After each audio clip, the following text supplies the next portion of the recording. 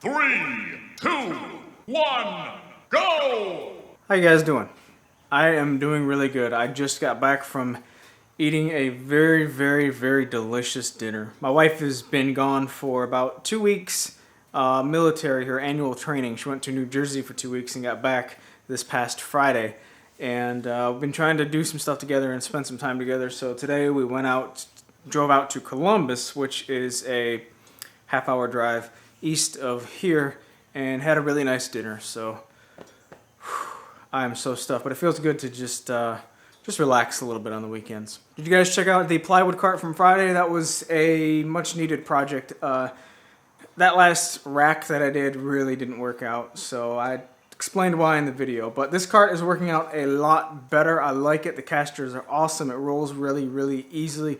And the casters, what I did with those is right when I got them, I brought them in the shop, flipped them upside down. That's actually where they were sitting when I took that picture that's in the video of them just sitting on my little step in front of the door going to the house.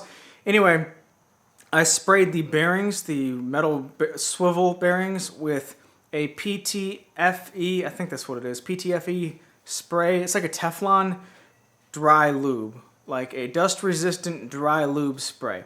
Anyway, it's wet when you spray it, but you let it dry, and it's supposed to be dry lube, whatever. Works really good for that application. I sprayed the bearings.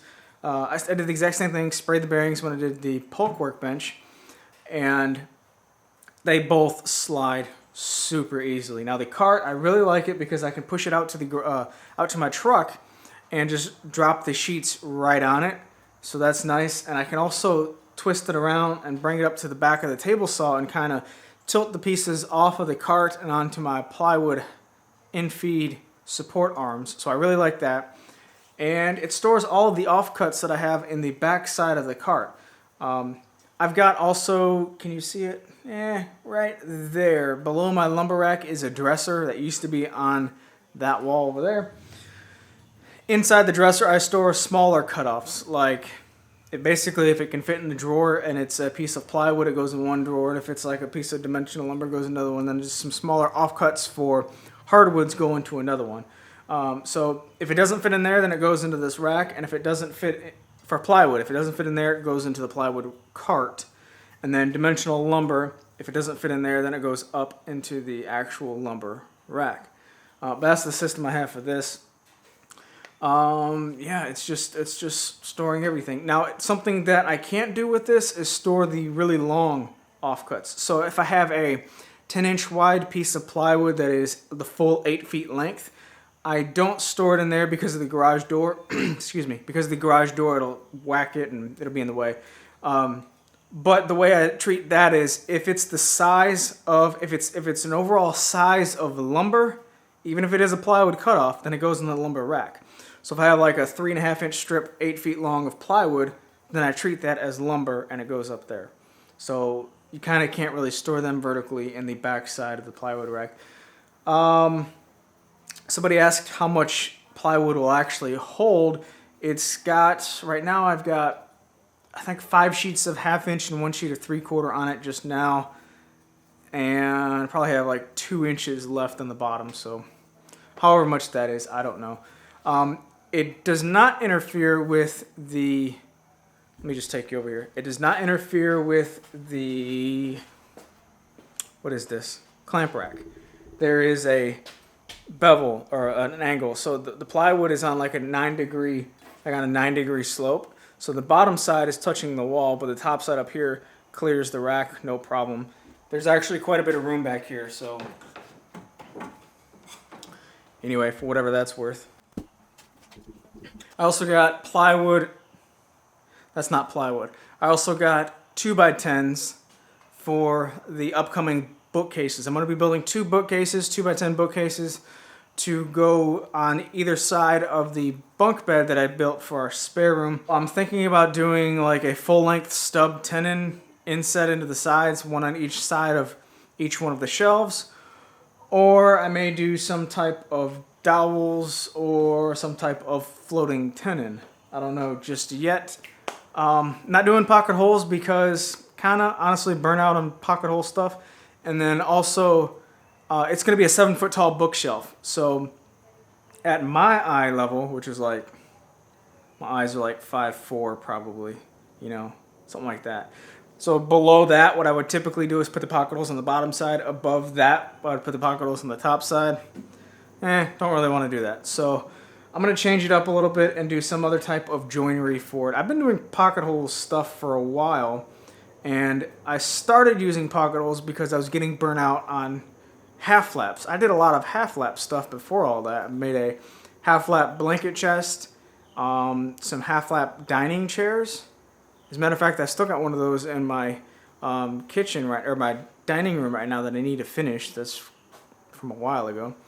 And did a bunch of other half lap stuff here and there. So just changing it up a little bit. I doubt I'll be doing much pocket hole stuff in the immediate future. Next video on the main channel is going to be a shop tour video. A lot of people have asked about it, and I'm finally at a point to where I'm done building shop projects for a while, so why not? And also July 2nd, I don't know what day it is today or whatever day this video will publish, but July 2nd marks 1 year that we've had this house.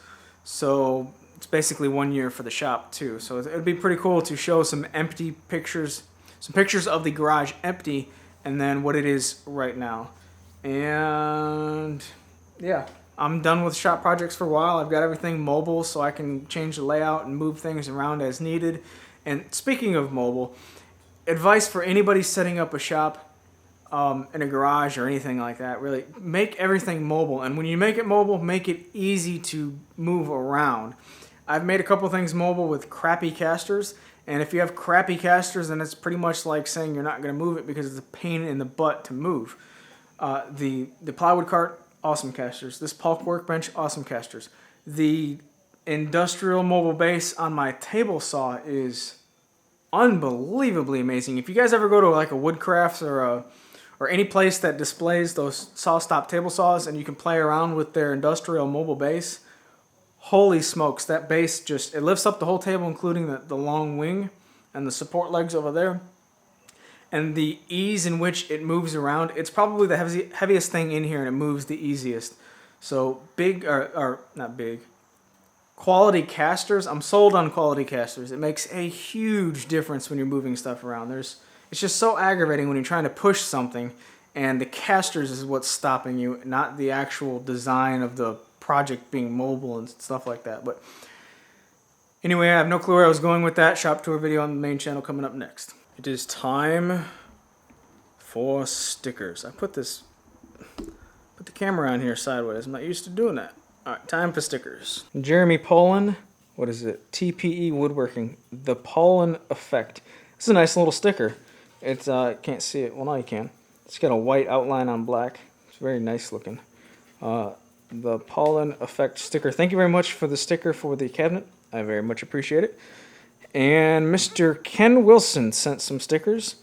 The International Brotherhood of Electric Workers, Union Craftsmanship with Pride, International Brotherhood of Electrical Workers.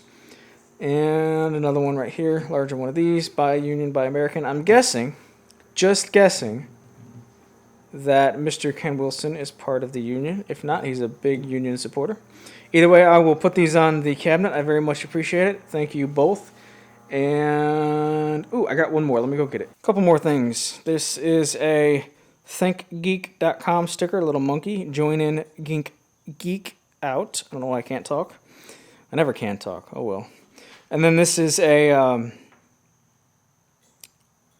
oh my gosh, I just went blank. What is this? It's a shark. I'm an idiot. This is a shark. This is the Digital Ocean Shark. Anyway, both these are from Jeff Ferguson, my buddy who handles the server on my website. Very good guy. Thank you very much for both of those stickers, Jeff. I appreciate it. And then this is from Chris Powell.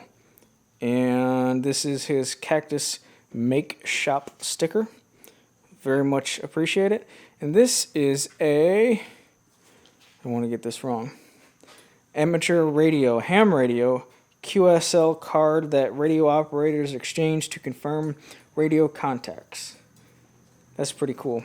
A friend of mine's father is big into ham radio, so I don't know much about it, but I sometimes hear a lot about it. But anyway, whoops. thank you very much for both of these stickers, for all this stuff. And let's put these up on the cabinet real quick after I pick that up.